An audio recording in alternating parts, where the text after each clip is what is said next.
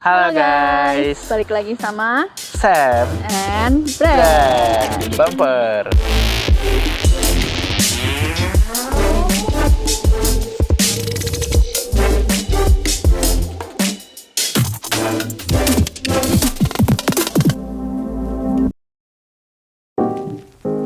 Jadi hari ini kita berdua mau update kehidupan kita di Kanada. Berapa bulan ya? Tujuh. Jalan bulan. tujuh, Iya, jalan 7 bulan. Kita mau coba share apa yang kita alamin selama 6 bulan ini based on our experience ya, personal experience. Personal experience ya. Jadi mungkin aja beda sama teman-teman yang lain gitu yang Betul. udah di sini. Waktu kita di Indo tuh kita nyari rent tuh kayak susah banget kan. Susah banget. Singkat cerita pokoknya kita dibantuin sama teman, kita dapet rent yang di Vancouver itu 2 bulan. 2 bulan kemudian. Ya, 2 bulan kemudian kita dapat di New Westminster. Nah, kalau mau lihat videonya di situ. Ya, itulah pokoknya di corner itu lah. Nah, gitu. Jadi during 2 months itu kamu nyari-nyari. Kita nyari-nyari ya. Sampai akhirnya ketemu di tempat kita yang sekarang. Kira-kira platform apa aja sih yang waktu itu kamu sempat pakai cari-cari rent? Ya, jadi kalau ngomongin platform tuh sebenarnya ada banyak ya, dari live.rent, rental.ca, sampai Craigslist juga ada. Cuman katanya di Indo di blok sih, cuma nggak tahu bener apa enggak. Tapi yang works buat kita itu Facebook Market. Range harga kira-kira berapa nih? Oh ya, sebelum range harga, di sini tuh sebenarnya rent ada berbagai macam. Kalau private bedroom doang, itu tuh di kisaran 600 sampai 1000. Tapi itu kayak jauh dari downtown ya. Private room, tapi washroomnya sharing sama yang lain. The whole basement itu hitungannya namanya basement suite ya. Basement suite itu kisaran 2000 ya. 2000-an something sama harga kayak the whole apartment. Jadi tergantung kebutuhan, tergantung lokasi juga. Kalau dari aku sih udah update ya kerjaannya kemarin di video kemarin. Boleh ditonton lagi. Di sini. Ya, boleh ditonton. Tonton lagi. Cuma sekarang dari kerjanya kemarin karena di sini itu jamnya karena udah low season Januari, mereka beberapa company udah mulai cut hours buat para pegawainya. Jadi bagaimana untuk kita survive? Oh iya, sampai April pun masih di cut hours. Iya. Jadi bagaimana kita survive adalah kalau di store aku ada namanya cross training. Jadi kita cross training di departemen lain. Supaya dapat more hours. Supaya dapat more hours, more work lah. Ya, jadi departemen A misalnya kasih 10 jam.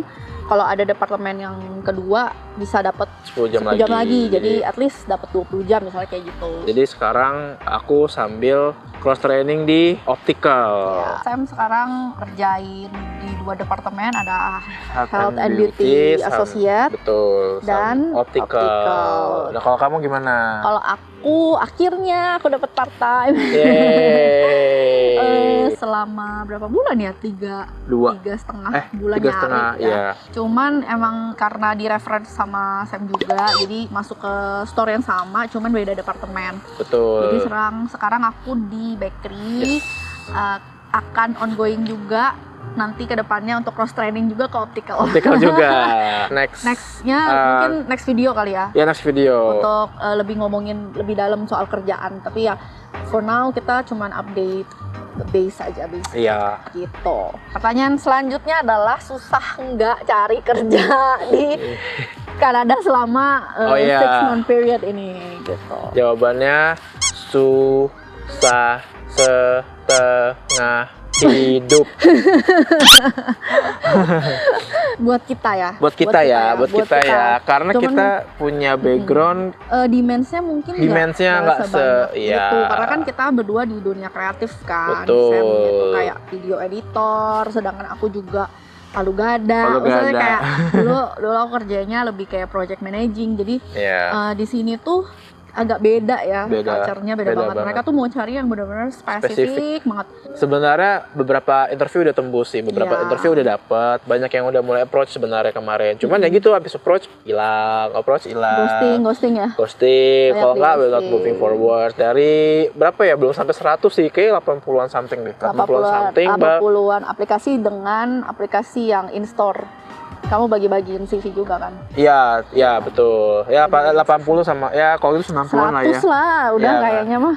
Ada 100. Yang kena interview itu cuma berapa ya? 3 sampai 5 kali ya. Ya, segituan lah ya. Yang udah maksudnya masuk further action gitu kan. Betul. Tapi kita juga punya housemate dari Singapura. Dia shipper ya. Shipping apa shipper sih? Logistik gitulah. Baru sampai 3 minggu langsung dapet full time. Full time. Jadi ya tergantung sih. Tergantung. Kalau buat kita susah, tapi mungkin buat teman-teman yang lain enggak. Soalnya ada juga teman-teman aku juga, teman-teman Sam juga baru sampai langsung dapat kerjaan as admin yang kayak gitu-gitu loh. Jadi nggak perlu nguli dulu. Kalau kita mungkin emang jalannya mesti nguli dulu kali ya. Kalau bisa dibilang pekerjaan itu susah-susah, gampang tergantung individu, circumstances gitu. Juga tergantung koneksi juga.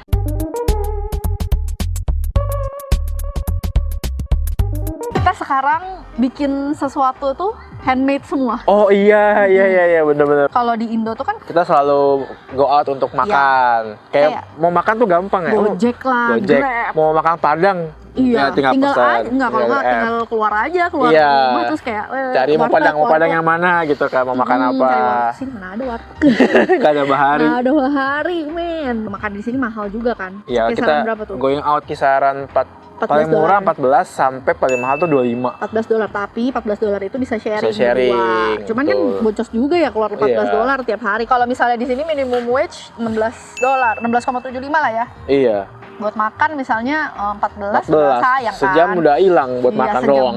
Kerja sejam makan 5 menit. Iya makanya sayang banget. Sayang lah. Jadi kita nyirit itu masak ya. Jadi skill masak juga meningkat ya bos ya. Meningkat. Aku bikin roti handmade, dia bikin cookies, semuanya lah kita bikin. Salah satu survival skill di Kanada adalah masak guys. Masak. Bawa bekal apapun, misalnya kayak lagi jalan-jalan bawa bekal gitu, meal prep.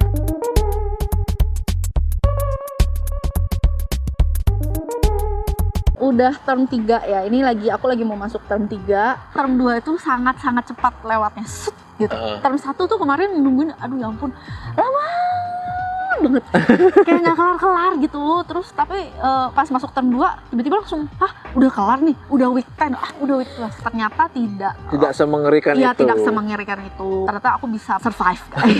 Yeay. Kesulitannya, jadi di kelas itu tuh kadang-kadang ada profesor yang fair banget, ada profesor yang kelihatannya fair tapi ternyata dia nggak fair. Teman-teman kelasnya juga itu tuh ngaruh banget buat whole term kalian. Kalau teman-teman kelas kamu enak dan bisa diajak kerja sama, itu tuh the whole term bakal gampang buat kita karena kita punya satu sama lain kan. Tapi kalau kamu dapet teman kelas yang kayak teman kelas yang nggak supportive, nggak mau kerja, free rider, wah goodbye my love.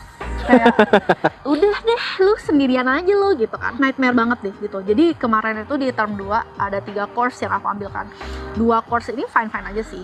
2 course ini aku dapat temen-temennya enak-enak semua. Paling best tuh yang marketing course gitu. Marketing course itu teman-teman aku enak-enak banget dan maksudnya mereka tuh bener-bener excellent. Jadi kita presentasi kita tuh paling bagus lah intinya di kelas gitu. Jadi di notice sama klien.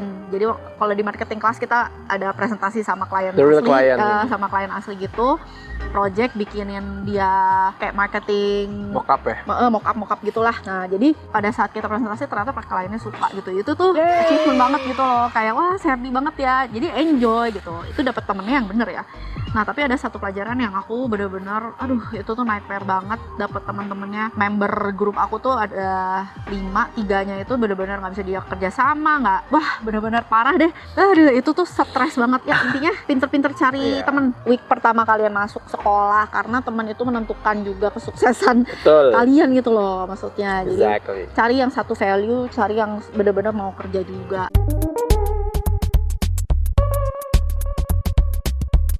Di sini itu orang-orangnya tuh lebih respect, iya lebih respect. Turun kereta udah tahu nih yang keluar dulu, keluar lift yang keluar dulu baru masuk. Nggak ada yang rebut-rebutan itu nggak ada.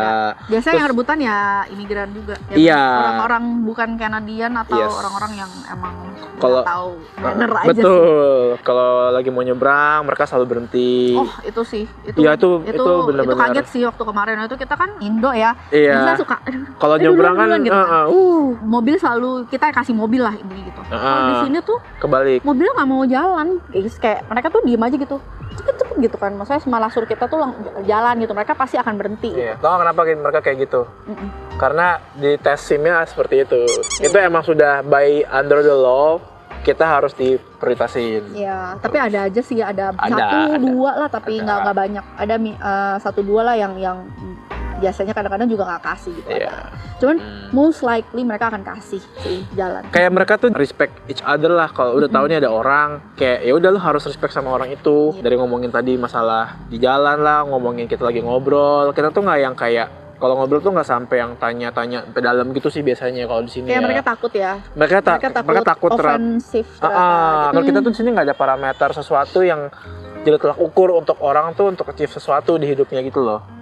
Ya kan? Mungkin kalau di Indo misalnya nih contoh ya, kamu udah nikah belum misalnya. Iya. Nah kalau di sini nih nggak ada yang kayak gitu, karena buat mereka nggak peduli juga kalau mau nikah mau nggak punya, bukan urusan gua gitu loh, lu mau nikah mau kayak gitu. Terus kamu kerja apa gitu, mereka nggak akan look down on you gitu. Oh iya benar, kamu mau kerja apa, misalnya kamu toko, gitu. Nggak kayak gitu lah. Yeah. Cuman ya di Indo juga mungkin nggak tahu sih ya. Yeah. Tapi ya most cases kita pernah ketemu ya ada orang-orang yang kayak pelanggan marah-marahin, cleaning service lah, WC aja tuh nggak ada, WC karyawan tuh nggak ada, WC karyawan nggak ada di sini. Mungkin di beberapa store ada, tapi aku belum pernah. Nggak pernah nemu sih.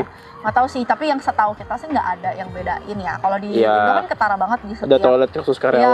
Iya, toilet khusus karyawan. Kalau di store kita nggak ada ya? Nggak ada. Di store kita nggak ada. Kita kemarin ke salah satu supermarket aja ada food court nih buat customer nih. Terus karyawannya makan. Karyawan juga makan di food court yang sama. Mereka pakai fasilitas yang sama, pakai oven yang sama, pakai counterless yang sama. Ya jadi nggak ada kesenjangan sosial ya di sini ya. Nggak ada, maksudnya kayak mereka kerja aja gitu. Bukan berarti mereka kalau pas lagi mereka kerja mereka lebih rendah daripada customer. Iya, nggak ada sama sekali. Mereka di sini tuh kita melihat semua tuh equal.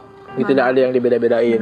Gitu. Oh ini sama jam kerja. Kalau biasa kan di Indo, aku kan selalu datang kayak setengah jam sebelumnya nih, misalnya kalau mau absen tuh. Mau absen. Setengah jam sebelumnya kan kita pasti udah ready kan di situ. Terus pulang kadang-kadang ya lewat lah gitu kan. Ternyata di sini nggak boleh. Manajernya nggak bolehin kamu kerja. Kayak misalnya kamu selesai jam 12 ya udah jam 12 kamu pulang, jangan kerja gitu kayak. Malah diomelin. Iya, jangan pulang gitu. Terus datang 10 menit sebelum udah punch in, sistemnya nggak mau terima. Iya. Sistemnya kayak harus 7 minutes kecepatan gitu, kecepatan. Ya udah nunggu gitu. Jadi kayak udah respect our time banget gitu. Betul. Atau mungkin ya emang nggak mau bayar. Emang pelit ya. Kan? Bukan pelit sih, karena kan sistemnya kan kalau kita terlalu early dihitungnya hours soalnya. Sebenarnya tergantung kalian di Indo udah punya apa. Iya, betul. Di Indonesia kalian sudah build apa, sudah punya apa. Rencana kalian rasa itu sudah cukup atau belum? Karena untuk kalian kesini itu kan kalian harus meninggalkan semua yang udah kalian build gitu di Indonesia gitu. Dan harus mulai semua dari nol lagi.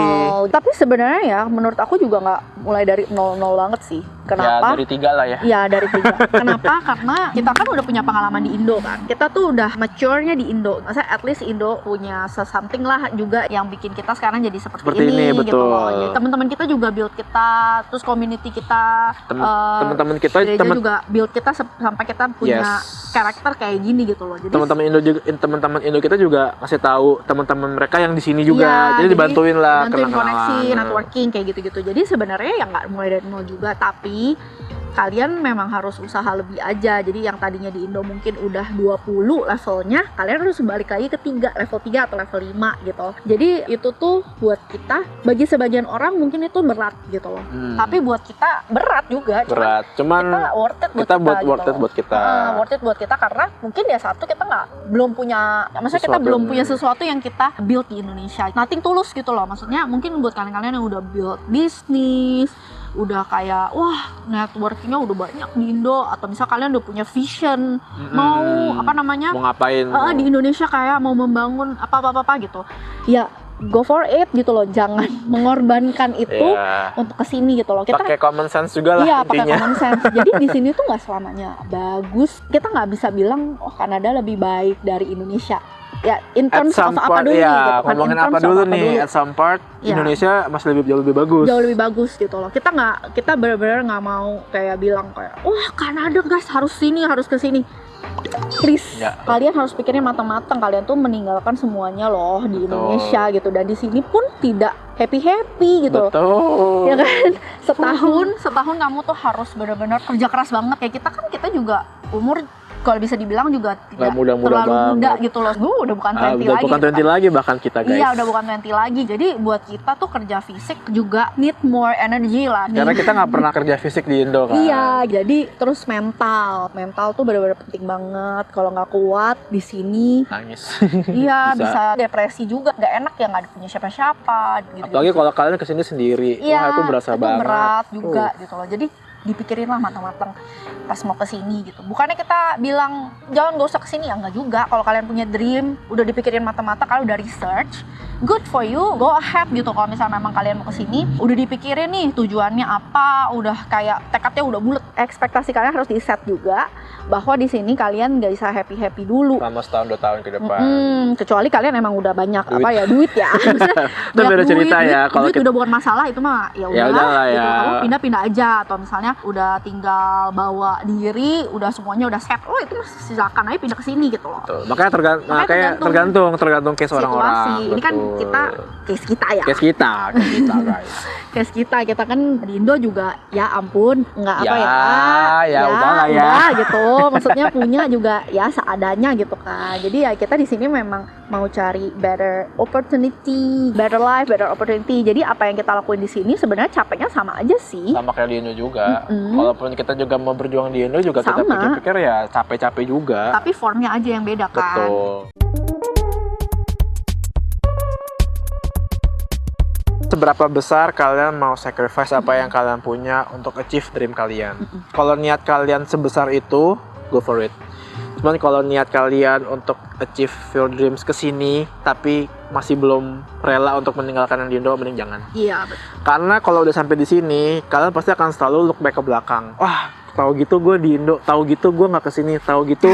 Kalau udah sampai kayak begitu, itu lo akan drain you, bisa kemana-mana, bisa ke mental issue, bisa nangis, bisa homesick, bisa apa segala macam. Itu udah bisa menembus kemana-mana. Jadi kalau emang kalian mau benar-benar mau kesini, set expectation, fokus ke dream kalian untuk stay di sini, untuk mau achieve apapun yang ada di sini. Dah, that's it. Jangan pernah lihat ke belakang. Jangan pernah look back, jangan pernah menyesali apa yang udah kalian decide gitu. Jadi pikir matang-matang ya guys. Pikirin matang-matang.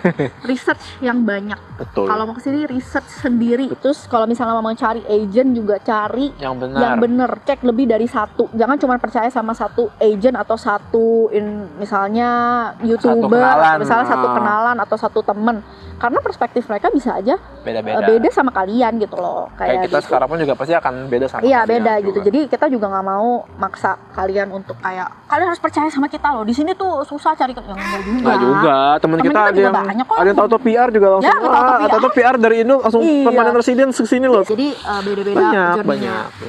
Research itu doang sih yang pesan aku sih. Maksudnya kayak research sendiri. Ini kan masa depan kalian, jangan gantungin masa depan kalian ke orang lain gitu loh. Walaupun itu agent, juga kamu nggak bisa percaya 100% gitu loh. Ada juga agent yang memang benar-benar membantu kita, tapi kan balik lagi dong, kita yang jalanin. Cari agent juga jodoh-jodohan. Cari agent yang bener, karena agent itu juga lumayan kunci ya buat kalian kesini. Kalau misalkan emang mau pakai agent. Iya. Tapi kita juga sebenarnya kalau emang buat kalian yang mau serius pindah, kita saranin pakai agent sih, karena dia bisa baca situasi kalian, background kalian, dan bisa bantuin kalian ke depannya step apa yang kalian bisa ambil. Betul. Karena kalau kalian salah ambil di sini, udah ke-record nih. Dokumen kalian udah ke-record nih, kalau ada salah-salah segala macam, nanti ke depannya tuh susah untuk apply lagi.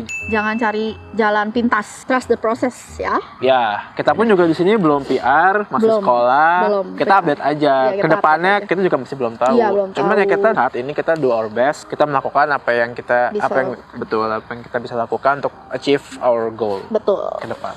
Oke guys, jadi segitu dulu aja video hari ini. Kita cuma mau update jalan 7 bulan kita di sini tuh kita apa aja sih yang kita lewati. Jadi mungkin kedepannya hopefully kita bisa lebih update lebih banyak. Karena ini mulai minggu depan ya, 2 minggu ke depan kita udah mulai sibuk banget nih. Timingnya nih udah lumayan udah mulai padat. Karena kerja terus gitu, kerja dan udah mulai kuliah juga kan. Hopefully kita bisa sharing lebih Dikit-dikit banyak lah. Kalian kalau misalnya ada yang kalian pengen kita bahas, kalian boleh komen juga di bawah supaya nanti mungkin kalau kita ada waktu kita bisa bahas gitu. Betul. Atau kalian mau tanya-tanya, ya bisa kontak ke Instagram kita di bawah di description, tinggal klik aja. Dan surprisingly walaupun viewer kita dikit, yang nanya banyak loh ternyata. Kayak wah ternyata Seneng banyak ya, juga yang happy. approach kita. Itu yang sebenarnya bikin kita untuk mau bikin video terus sih. Iya, happy. Kalian mau tanya-tanya, Ya pokoknya kalian tanya-tanya aja. kalian tanya-tanya aja apapun yang kalian mau tanya, penasaran. Kalau bisa kita jawab, kita pasti jawab. Kalau kita nggak bisa jawab, ya kita nggak jawab. Kita bilang mohon maaf, kita nggak bisa jawab, nggak deh. Iya. Ya gitu, pasti kita kasih tahu yang kita tahu. Karena kita nggak mau misleading lah. Terima kasih sudah nonton. Terima kasih sudah nonton sampai di menit terakhir. Dan see you di video berikutnya. Bye-bye. Halo guys. Balik lagi sama Ulang, aku nggak bisa. Yang ngomong kamu ya, aku iya, izin balik dong. lagi sama kamu lihat kesana dulu. Facebook Marketplace. Iya, Facebook Marketplace. Jadi Dan- kita Beberapa teman tuh suka ada yang nanya kita. Nah sekarang kerjaan gimana nih kita